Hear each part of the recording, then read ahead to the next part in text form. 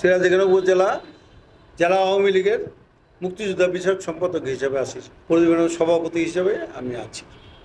পরিবহনের জন্মলগ্ন থেকে আমি ভাইস চেয়ারম্যান এক নজরে হোসেন মামুনকে সমর্থন করতে। হোসেন মামুনের আমি বিগত দিন থেকে, আমার বয়স প্রায় 75 বয়স, ছোটোকাল থেকে আমি এদের ফ্যামিলিগত না ইয়ের সম্বন্ধে আমার আইডিয়া আছে।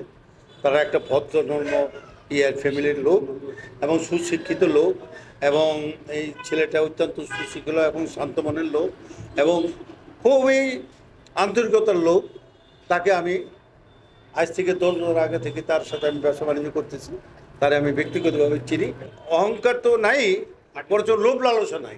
এক কথায় তার কোনো লোভ লালসা আমি পাই নাই। বিদায় আমার আশা, আমি এটুকুই আশা করি যে বলে সে যদি ভাইস চেয়ারম্যান হিসাবে নির্বাচিত হয় তাহলে অত্র এলাকায় অবশ্যই একটা মানুষ সুখে শান্তিতে, এবং সে যে যখন তাকে ডাকবে তার গরিবের পাশে সে দাঁড়াবে, পাবে, এবং বিশেষ করে সে এই এলাকার উন্নয়নের জন্য অনেক অনেক চেষ্টা করবে, এটা আমার বিশ্বাস।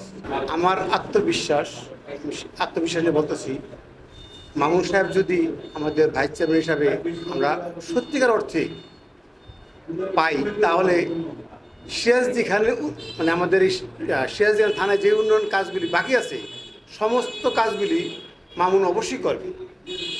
আর মামুন একজন সৎ এবং নিষ্ঠাবান লোক, তার ভিতরে কোনো লোভ লালসা কোনোটাই নাই। সে শিক্ষিত, নম্র, ভদ্র। সেই হিসাবে মামুন সাহেবের মতন যোগ্য আর একজনও নেই। কারণ 10 জন আছে, 10 জনের মধ্যে কেউ নেই। আমার চোখে মামুন সাহেব বেস্ট।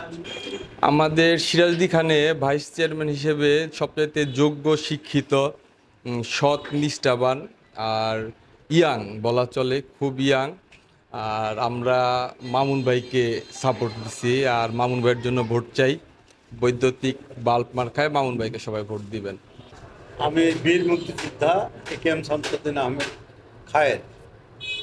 আমার বাড়ি দক্ষিণ রাঙ্গামালিয়া, থানা সিরাজদিখান। আমি একজন ব্যবসায়ী।